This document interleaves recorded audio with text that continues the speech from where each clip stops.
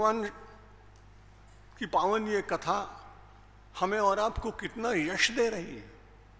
वो कहती है आप सब उदार हैं, और जब उदार धी, और वो उदारता जीवन की बुद्धि में आनी चाहिए। धीम ही धियो यो न प्रचोदयात् में धी शब्द जो है वो बुद्धि का वाचक। जो लोग भगवान की कथा सुनते हैं उनकी बुद्धि धीरे धीरे उदार हो जाती है। श्रीमद् भागवत की कथा जब आप श्रवण करने के लिए आए हैं तो कथा ही होनी चाहिए, उसमें मुझे बोलने की कोई आवश्यकता तो थी ही नहीं। लेकिन नियम ऐसा है कि वस्त्र कितना भी अच्छा क्यों ना हो, उसका परिधान बनाने के लिए कपड़े बनाने वाले यहाँ कई लोग बैठे हुए हैं। वो सबसे पहले एक काम करते हैं, चाहे रेमंड का ले आओ चाहे ग्वालियर रेन का ले आओ, लेकिन वो अपने में उस आदमी को बोलते हैं कपड़ा तो तुम लाए, लेकिन इस कपड़े के नीचे एक कपड़ा और लगता है जिसका नाम मुझे मालूम नहीं, क्योंकि मैं सिले कपड़े पहनता नहीं। क्या कहते हैं? हाँ, अस्तर। और अस्तर न लगे तो कपड़ा बन नहीं सकता। इसलिए रामानुज की कथा का परिधान बिना मेरे अस्तर लगाए हो नहीं सकता था। इसलिए मैं उस कर्तव्य का पालन करने जा रहा हूं। जिन चरणों से प्रेरणा लेकर ईश्वर के विषय में न केवल मैं अकेला किंतु भारतवर्ष के अनेक विद्वान जो समाज के बीच में धर्म को लेकर मुखरित होते हैं, ऐसे समस्त वक्ताओं के प्रेरणादायक मेरे पूज्य गुरुदेव के पावन चरणों में मैं प्रणाम करता हूँ। इसी मंच पर विराजमान साध्वी प्रज्ञा देवी जी महाराज के पावन चरणों में मैं प्रणाम करता हूँ। परम सरल स्वामी गोपालानंद गिरी जी महाराज, स्वामी ब्रह्ममित्रानंद गिरी जी महाराज के भी पावन चरणों में मैं प्रणाम करता हूँ। मंच पर उपस्थित सभी महानुभाव एवं आप सभी के हृदय में बैठे मैं मेरे आराध्य को प्रणाम करके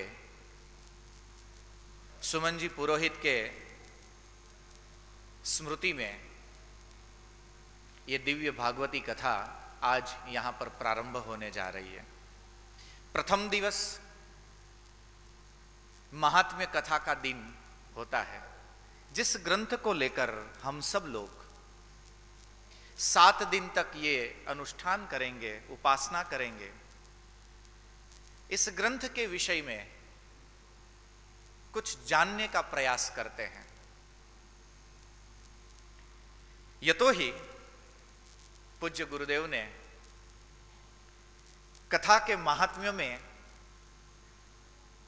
संक्षेप में फिर भी पर्याप्त कह दिया।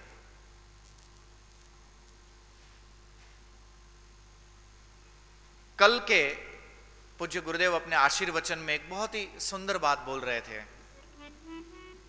कि ईश्वर के चरण तक पहुंचने के लिए, ईश्वर की सन्निधि तक पहुंचने के लिए 4 पायदान हैं जो जीवन के अलग अलग 4 विभाग में विभक्त है। 1 से 25 पहला पायदान धर्म, धर्मो ही तेषाम अधिको विशेषो धर्मेण ही नाहा पशुभिः समाना। फिर दूसरा पायदान 25 से 50 अर्थ,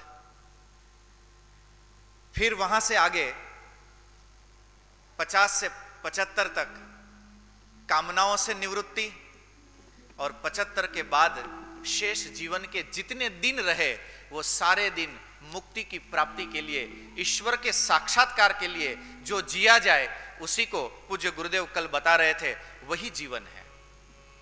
उसी जीवन की ओर उन्मुख होने के लिए ऐसा हमारा भी जीवन हो। जीवन के जिस पायदान पर हम हैं, यहां पर कोई 25 से नीचे होंगे, कोई 50 से नीचे होंगे, आप जिस पायदान पे खड़े हैं वहां से जीवन यात्रा को मंगलमय बनाकर मोक्ष प्राप्ति के लिए एक उड़ान भरी जाए, उस रहस्य को बताती है ये श्रीमद् भागवत जी की ये कथा। अभी पूज्य गुरुदेव ने आपको बताया कि सच में श्रीमद् भागवत की कथा हमें मरना सिखाती है और राम कथा हमें जीना सिखाती है। हमें निज धर्म पर चलना सिखाती रोज रामायण, सदा शुभ आचरण करना बताती रोज रामायण। तो मानस हमें जीना सिखाती है, तो श्रीमद् भागवत ये हमें मृत्यु सिखाती है। श्रीमद् भागवताख्योऽयं प्रत्यक्ष कृष्ण एव हि स्वीकृतोऽसि मया नाथ मुक्त्यर्थं भवसागरे। इस भवसागर से मुक्ति पाने के लिए श्रीमद् भागवत का वक्ता प्रारंभ में मंगलाचरण करते हुए श्रीमद् भागवत जी की वंदना करता है। मनोरथो मदीयोऽयं सफल सर्वथा त्वया निर्विघ्नेनैव कर्तव्यो। हे महाराज, इस कथा प्रांगण में बैठे हर व्यक्ति के मन में अलग अलग अभिलाषाएं हैं। वो सब अपनी अपनी अभिलाषाएं, अपने अपने मनोरथ ये लेकर आपके सन्निधि में आकर खड़ा है। तो मनोरथो मदीयोऽयं, मेरे इस मनोरथ को सफल सर्वथा त्वया, आप उसको सफल करें, ये आप ही की कृपा से हो सकता है। क्यों? क्योंकि मुक्त्यर्थम भवसागरे, इस भवसागर से मुक्ति को पाने के लिए मैं आपकी शरण में आया हूं। सज्जनों, दूसरी बात, ऐसे कहीं अलग जगह पर जब मैं कथा करता हूं तो એને ગુજરાતીમાં કહું ને તો આમ ખેંચવા જેવું થાય, पर यहां ऐसा नहीं है। इसलिए नहीं है क्योंकि जिस मनोरथ को आज इस संसार में हर कोई व्यक्ति संसार के सभी बंधनों से मुक्त होकर मुक्ति को चाहता है, मुक्ति मिले ना मिले, कम से कम जीवन में जो ये समस्याएं हैं, जो दुख है, जो चिंताएं हैं, उनसे मुक्त होकर, उन्मुक्त होकर मुस्कुराना तो जरूर चाहता है। पर क्या करें, हम मुस्कुराना भी भूल जाते हैं। तो मुस्कुराइए, क्योंकि यहां पर अब मैं आगे 7 दिन तक जो भी करूं इसका बहुत ज्यादा विशेष महात्म्य है नहीं, क्योंकि येषां संस्मरणात् पुंसां, महर्षि वेदव्यास इस कथा का जब आलेखन कर रहे थे तो दृश्य कुछ ऐसा है कि महाराजा परीक्षित गंगा जी के किनारे पर जाकर मुक्ति को पाने के लिए मुक्ति की खोज में बैठे थे। बहुत सारे ऋषि आए, बहुत सारे संत आए, मानो कि गंगा जी के उस किनारे पर संतों का एक मेला जम गया। उसी समय वहां पर भगवान सुखदेव जी महाराज, तत्रा भवत भगवान व्यासपुत्र, वहां पर भगवान सुखदेव जी महाराज प्रकट हुए। कैसे है सुखदेव जी महाराज? मैंने या आपने, भले ही मैं कथा करता हूं तो भी, और आपने अनेकों कथा सुनी होगी, आपने भी, हम में से किसी ने सुखदेव जी महाराज के दर्शन नहीं किए, पर आज हमारे पास एक अवसर है कि हम भगवान सुखदेव जी महाराज के भी दर्शन कर सकते हैं, जिनके प्रकट होने से, जिनकी उपस्थिति से, जिनके वचनामृत से राजा परीक्षित को मोक्ष मिला है। उस वचनामृत को किसी एक ग्रंथ में आबद्ध करके उस ग्रंथ को नाम दे दिया श्रीमद् भागवत। ये उन्हीं की वाणी है। और आज हम भी जिस प्रांगण में बैठे हैं, पूज्य गुरुदेव जिन्होंने कथा के महात्म्य का प्रारंभ किया है, कैसे है?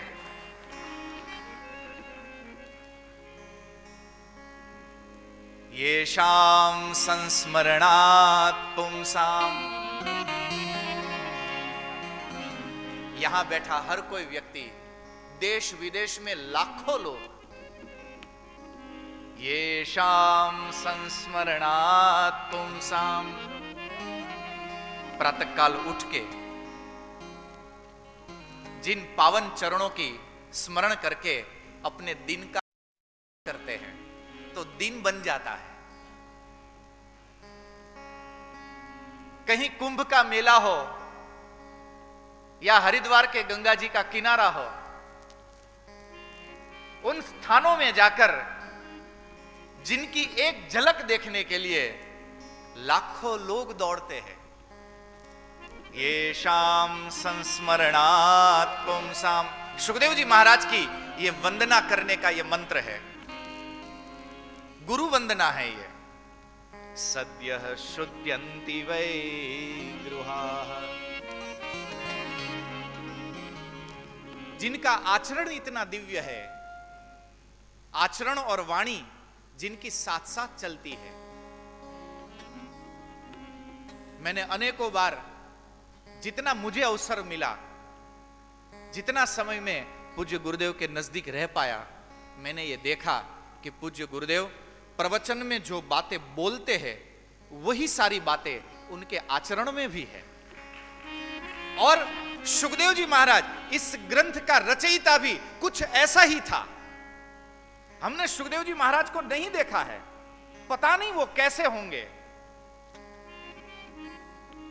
किंतु उनके लिए जो शब्द लिखे गए वो सारे शब्द यथास्थिति इन पावन चरणों में साथ बैठते हैं। येषां संस्मरणात् पुंसाम सद्यः शुद्ध्यन्ति वै गृहाः। व्यक्ति का जैसा चरित्र होता है ना, उसके चित्र में इतना ही प्रकाश होता है। आप कुछ चित्र देखो ना तो आपके मन में विकार पैदा होता है। आप कुछ चित्रों को देखो तो आपके मन में मजाक सूझती है। आप कुछ चित्रों को देखो तो उनके चित्रों को देखते ही मन में एक शांति उत्पन्न होती है, मन में एक आनंद जग जाता है। आप जिस चित्र को देखते हैं या तो आप जिनका स्मरण करते हैं, स्मरण करने मात्र से जो चित्र आपकी नजर के सामने खड़ा हो, यदि उस चित्र का स्मरण करते हुए मन में शांति और आनंद मिले तो समझना कि सुखदेव जी महाराज प्रकट हो गए हैं। और यही बात मैं, आप, हम सब लोग प्रातःकाल उठकर जिनकी स्मरण करते ही अपना दिन शुरू करते हैं, स्मरण करने से यदि मेरे और आपके दिन बन जाए तो आप सोचिए कि यदि उनके द्वारा आदेश किया गए एकाध वचन को यदि हम अपने जीवन में उतार दे तो मुक्ति कोई दूर तो नहीं है। अनेक व्याख्याताओं ने कहा भी है कि क्यों मुक्ति के पीछे भागो। बहुत सारे ऐसे मैंने संतों के मुख से सुना है कि मुक्ति के पीछे मत भागो, नुक्ति खाओ नुक्ति। यदि पाना है तो परमात्मा की भक्ति को पालो, मुक्ति तो आपके पीछे पीछे रोज भागती रहेगी। येषां संस्मरणात् पुंसां सद्यः शुद्ध्यन्ति वै गृहाः किं पुनः दर्शन स्पर्श। जिनके स्मरण मात्र से यदि इतनी बड़ी क्रांति हो सकती हो, आज यदि वो साक्षात हमारे बीच बैठे हो, किं पुनः दर्शन स्पर्श। कभी अपने अपने मौके पर, जैसे समय पर मौका मिले और उनके पावन चरणों को स्पर्श करने का अवसर मिल जाए, किं पुनः दर्शन स्पर्श। पाद शौचासनादि भी उनके पावन चरणों की हमें पूजा करने को मिल जाए। ऐसे भगवान सुखदेव जी महाराज, इनकी वंदना की। अब आइए पूज्य गुरुदेव के चरणों में प्रणाम करके यहां से चलते हैं सीधे नैमिषारण्य तीर्थ पर। दृश्य कुछ ऐसा है कि सूत महर्षि व्यासासन पर, ध्यान दीजिएगा, सूत महर्षि व्यासासन पर बैठे हैं। शौनकादि ऋषि ये हजारों की संख्या में वहां पर कथा सुनने के लिए बैठे हुए हैं, जहां से इस कथा का प्रारंभ होता है। शौनकादि ऋषियों ने सूत महर्षि को कुछ प्रश्न किए। महाराज बताइए ना कि इस कलिकाल में मन को शांति मिले और मुक्ति की ओर हमारी गति हो सके, ऐसा परम पावन मार्ग क्या है। सूत महर्षि को दूसरा प्रश्न पूछा, महाराज बताइए ना कि मुक्ति का सर्वश्रेष्ठ साधन क्या है। नितराम म्रियमाणस्य, प्रतिक्षण जो मृत्यु की ओर जीवन भाग रहा है, ऐसे व्यक्ति को क्या करना चाहिए और क्या नहीं करना चाहिए। सूत महर्षि मुस्कुराए। ये बड़ा एक विचित्र दृश्य था वहां पर। सूत का अर्थ होता है जिसके पिता ब्राह्मण हो और जिसकी माता नीच जाति की हो, उनसे उत्पन्न संतान सूत है। संस्कृत में उनके लिए बताया गया सूत। सुनने वाले लोग कैसे थे?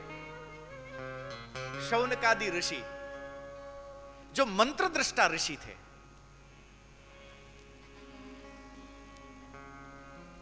हमारे ऋषियों की उदारता को देखिए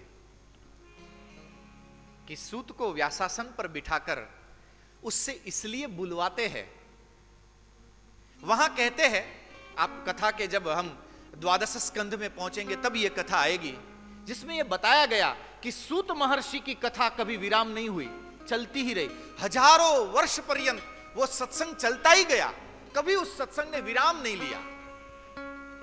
और सुखदेव जी महाराज ने जिस सत्संग को 7 दिन पहले प्रारंभ किया था, 7वें दिन श्रोता की ही मुक्ति हो गई और इस कथा का विराम हुआ।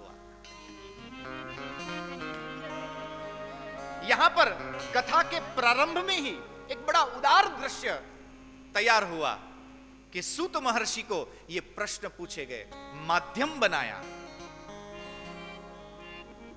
भक्ति के मार्ग में न कोई बड़ा है न कोई छोटा है, बस दिल में भाव चाहिए। जिसके दिल में भाव है, मेरे कृष्ण परमात्मा उसके लिए सदैव वहां पर विद्यमान है।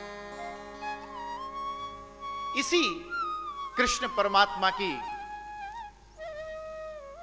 दिव्य स्वभाव माधुरी को समझने के लिए सूत महर्षि से ये कुछ एक प्रश्न किए गए।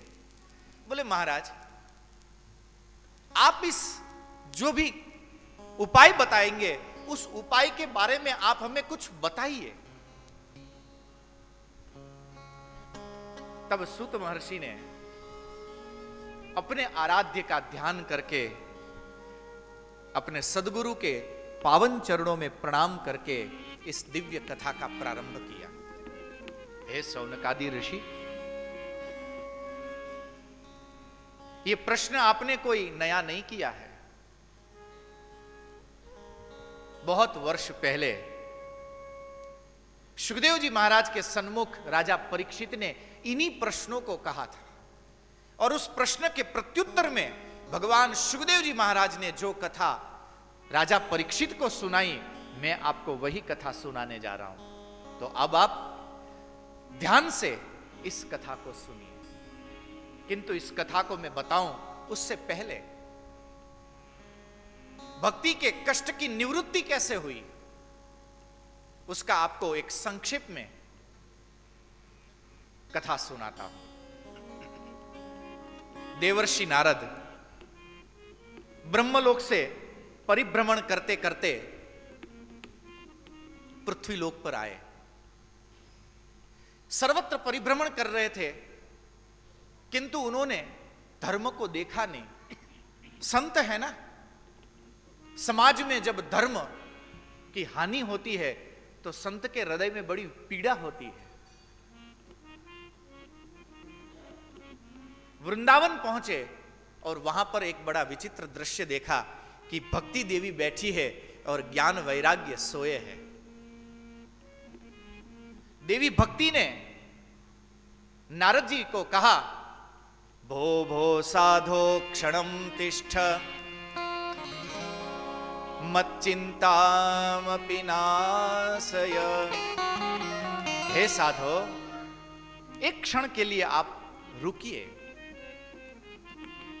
मेरी चिंता को भी आप दूर करिए। और नारद जी वहां बैठे। शास्त्र में बताया, वेद वेदांत घोषैश्च गीता पाठेर मुहुर्मुहु। वेद वेदांत आदि का वहां पर उद्घोष किया गया ज्ञान और वैराग्य को जगाने के लिए। देखिए, यहां पर वेद वेदांत को नीचा दिखाना और श्रीमद् भागवत को महान बताना ऐसी कोई चेष्टा नहीं है। मैं एक जगह प्रवचन में सुनने के लिए गया था, राजकोट में प्रवचन चल रहा था। जो बताने वाला व्यक्ति था उसने मार्ग में मुझे बताया, बोले अच्छे प्रवचन चल रहे, आपको भी चलना चाहिए। चले, सीखने को मिलेगा। तो मार्ग में उन्होंने जो परिचय दिया व्याख्याता का, अरे बोले महाराज आप चलिए, आप चल रहे हैं, आपको आनंद आ जाएगा। इतना सुंदर प्रवचन करते हैं, इतना सुंदर प्रवचन करते हैं कि, और इतनी उच्च स्तरीय बातें बोलते हैं कि वो बोले वो हम जैसे लोग तो समझ ही न सके। वो 15 दिन से प्रवचन सुन रहा था। तो मैंने उनको पूछा भी कि आपकी समझ में, बोले हम जैसे लोग कहां समझ पाए।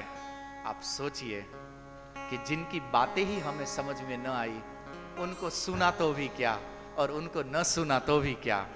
और जब हम पूज्यपाद गुरुदेव के सन्मुख आते हैं, वो संक्षेप में भी कल के प्रवचन में 6ठे स्कंद तक की कथा गुरुदेव ने संक्षेप में बोल दी। केवल 6 स्कंद तक की कथा मेरे ख्याल से कल गुरुदेव 20 मिनट तक बोले थे। 20 मिनट में 6ठे स्कंद तक की कथा कर दी। तो कम से कम मेरे पास अब शांति से 3 दिन तो है ही है। 6ठा स्कंद तीसरे दिन आएगा। तो यहां पर वेद और वेदांत को नीचा दिखाने वाली बात नहीं है। मैं ये बता रहा था आपको, वेद और वेदांत की बातें यदि मुझे और आपको समझ न आए तो हमारे भीतर कोई वैराग्य नहीं जगा पाएगा। वैराग्य जगाने के लिए कोई समर्थ व्यक्ति जब अपने अनुभव को आगे रखकर, अपनी साधना को अपने जिह्वाग्र पर रखकर जब कोई बात बोलता है, तो वो अनुभवी संत, वो हमारे सदगुरु, वो हमें तुरंत वैराग्य के मार्ग पर ले चलते हैं। नारद जी ने वेद और वेदांत के सारे मंत्र गा दिए। और जब वेद और वेदांत के मंत्र गाए जा रहे थे तब कहते हैं कि ज्ञान और वैराग्य 2 क्षण के लिए उठते थे और जमाए लेके फिर सो जाते थे। फिर एक जोर से कोई मंत्र बोल देते थे तो फिर ज्ञान और वैराग्य जग जाते थे, पर क्या करें, फिर से वो सो जाते थे। वेद के कठिन मंत्रों को कितने लोग समझ पाएंगे? हजारों वर्ष न अन्न ग्रहण किया, न जलपान किया, एक स्थान पर बैठकर जिन्होंने तप किया, साधना की, और उस साधना से जो मंत्र देखा गया, उस मंत्र को हम तक पहुंचाया गया। हमारी इतनी न साधना है, न हमारे जीवन में इतना तप है, इसलिए वेद और वेदांत के मंत्र जल्दी से हमें समझ में नहीं आते हैं। वेदांत के मंत्र तभी समझ में आते हैं जब कोई समर्थ गुरु, कल वेदांत का एक सूत्र पूज्य गुरुदेव ने लिया था, ऐसा गले उतर रहा था, मैं जब पढ़ रहा था तब तो मुझे इतना गले नहीं उतरा था। वेदांत के सूत्रों को एकदम सरल भाषा में बताने के लिए गीता पाठेर मुहुर्मुहु, फिर भी ज्ञान और वैराग्य जब जगे नहीं, ये ज्ञान और वैराग्य भक्ति के बेटे नहीं। आंख बंद करके देखिए, मेरे और आपके जीवन में भक्ति तो है। यदि भक्ति न होती तो इस समय हम सब लोग यहां न होते। आप अपने घर में देखिए ना, आपके पास टीवी सेट है, सोफा सेट है, टी सेट है। यदि इस समय आप यहां न होते तो कहां होते? सोफा सेट पर बैठे होते, हाथ में टीवी सेट का रिमोट कंट्रोल होता, और बहू को आदेश दे रखा होता तो हाथ में टी सेट का एक कप। और देखा जाए तो हमारे पास सब कुछ सेट है, पर क्या करें, उसके बावजूद भी हम अपने ही घर में अपसेट है। और यहां देखिए, न टीवी सेट है, न टी सेट है, न सोफा सेट है, कोई भी सेट नहीं है, फिर भी सब कुछ सेट है।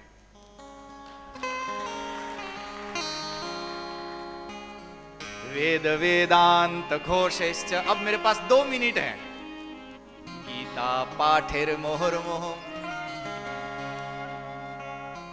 किंतु ज्ञान और वैराग्य हमारे जीवन में न जगे, सब कुछ सेट होते हुए भी, क्योंकि अनुभव से वैराग्य की बातें बताने वाला कोई समर्थ नहीं है हमारे पास। नारद को कहा गया, नारद इनसे काम बनेगा नहीं तुम्हारा। तो बोले अब क्या करें? बोले किसी संत के चरण में जाओ, उनसे सुनो, किसी संत की मस्ती में आप भी डूब जाओ, ज्ञान और वैराग्य फिर से जग जाएंगे। नारद जी ने कहा, तो फिर बोले बहुत जल्दी करना पड़ेगा। पर घड़ी ने कहा कि इतनी भी जल्दी मत करो, कल मध्याह्न 2:30 बजे पुनः इसी स्थान पर हम एकत्र होंगे। और नारद जी ने ज्ञान और वैराग्य को जगाने के लिए